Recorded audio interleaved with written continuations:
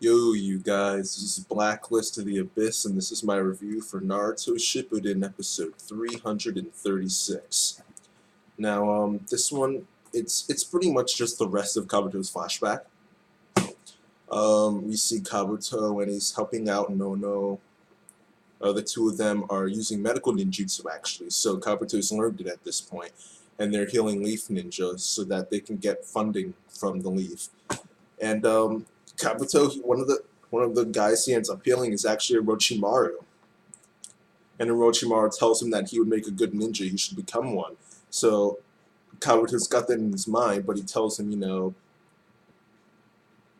I just want to stay here at the orphanage, help everyone out. That ends up being relevant later. Because Danzo ends up showing up to talk with Nono, and those two, the one guy and the one woman from last episode, no one really cares about them. He ends up showing up to talk to them, and he has Orochimaru with him as one of his guards. And he has some other guy who kind of looks like Shino, so I'm guessing he's from Shino's clan, the Aburame clan, I think. But that's his identity isn't really that important. Um, we learned that Nono actually used to be a spy in the Foundation, and one of the better ones too. Actually, her nickname was the Wandering Nun, or at least that's what Danzo keeps calling her. And he says that he has this mission that he wants her to go on in the Hidden Stone Village, because he heard some things. He has a little bit of intel, and he's thinking the Hidden Stone Village is actually gonna make a few moves. So he wants someone to go in, and put a stop to it if there really is something going on. And the two people there are saying, no, she's important to this orphanage, she can't go. And Danzo just says, hey, you don't really have a choice, because if you don't, I'm going to take away your funding. And they're set, and Nono tells him, hey, we already settled this with the third Hokage. We already have funding. So then the guy that looks like Shino, the Aburame guy, I'm assuming, says, this place looks pretty easy to break into. Yeah. And so that alone tells you exactly what they're going to do. And Orochimaru decides to, you know, be a little creepy and add in the fact that he could take children away.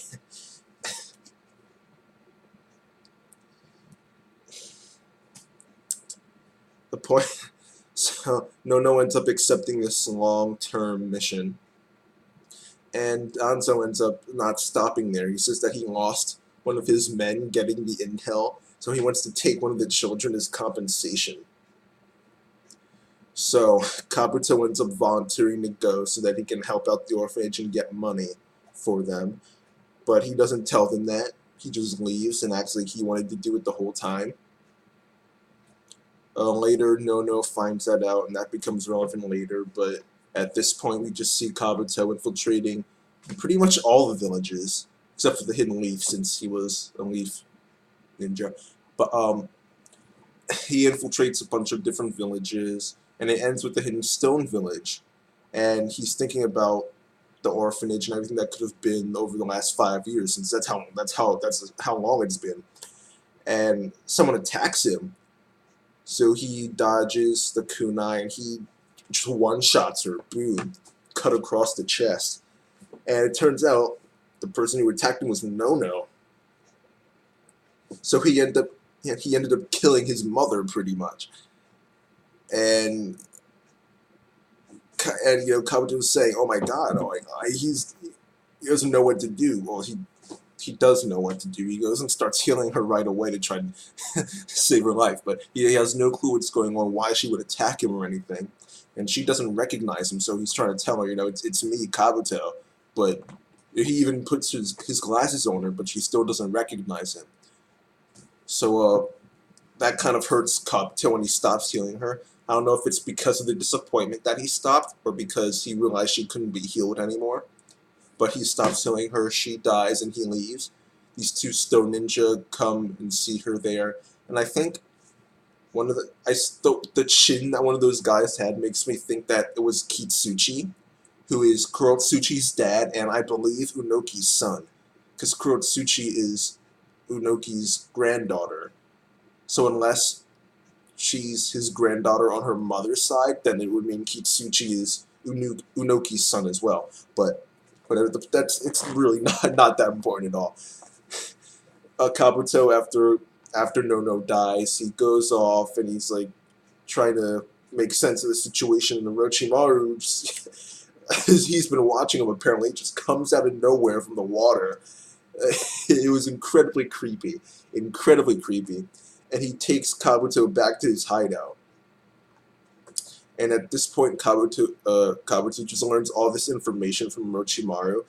Orochimaru tells him that the Foundation wanted both of them killed, and they wanted to set things up so that they both fought each other and killed each other. According to Orochimaru, Danzo felt as though they knew too much, so he set things up for them to kill each other. So, the way things went is that Nono found out about Kabuto's reasons for joining the Foundation. So she wanted to free him from that burden, and she talked to Danzo about it. So Danzo said, okay, alright, I'll let the kid leave the Foundation if you assassinate this guy for me. And it turns out that the guy was Kabuto himself. And Kabuto hears this, and he's thinking, why would this, what? That doesn't make sense. Why would she try to kill me if I was the person she was trying to save?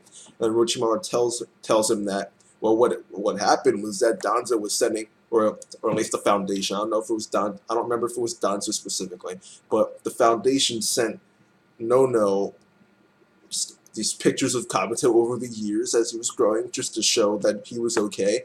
And at one point, I don't know if it was towards the beginning or towards the end, but at one point, maybe even the middle, but at one point they switched from sending pictures of Kabuto to sending pictures of some random guy that kind of looked like Kabuto.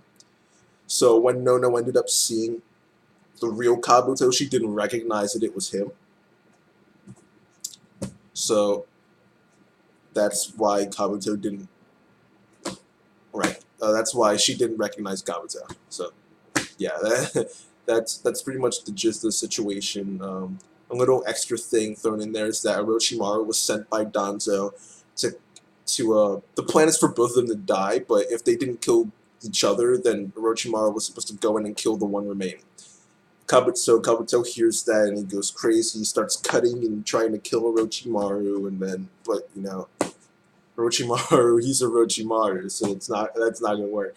So he comes back out, like does that weird jutsu where he like comes out of his own mouth and like whatever. The point is Orochimaru is alive. That's the point. And he talks Kabuto into joining him, says that they're going to desert the root, or desert Foundation. They're going to form the Hidden Sound Village, and then they're going to go investigate Akatsuki. So Orochimaru joins Akatsuki while Kabuto pretends to be Sasori's pawn, which was an interesting detail because I always assumed back during that first arc of Part 2, or second arc, I guess, that Kabuto joined Orochimaru after Sasori came along, but no, he joined Orochimaru first, then Sasori came. So that was a little interesting piece of information there. Not really important, but still interesting. And then we see Jugo and Himimaru being experimented on. So we get to Karin, the Sound Ninja 4, and then Sasuke. Then it ends with Kabuto. He has like Orochimaru's corpse, and he's like injecting Orochimaru's blood into himself. I'm no doctor, but that sounds not safe. But whatever.